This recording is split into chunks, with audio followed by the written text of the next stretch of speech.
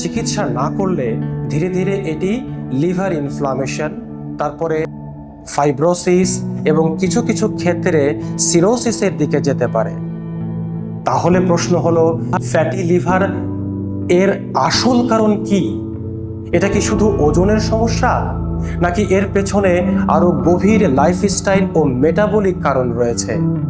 এখন প্রশ্ন, যদি ফ্যাটি লিভার একটি লাইফস্টাইল ও মেটাবলিক ডিসঅর্ডার হয়, তাহলে সমাধান কি শুধু একটি ওষুধেই সম্ভব? আমাদের দৃষ্টিভঙ্গি হলো, শুধু রিপোর্টের সংখ্যা কমিয়ে সেটাকে পরিবর্তন করাই যথেষ্ট নয়, মূল কারণগুলোর উপরে কাজ করাও জরুরি। এই কারণেই আমরা একটি ইন্টিগ্রেটিভ ন্যাচারাল হিলিং মডেল অনুসরণ করি, যেখানে থাকতে পারে evidence informed yoga therapy, lifestyle medicine coaching, food as medicine, therapeutic detox drinks, acupressure therapy, meditation, music therapy, stress management, psycho spiritual counselling.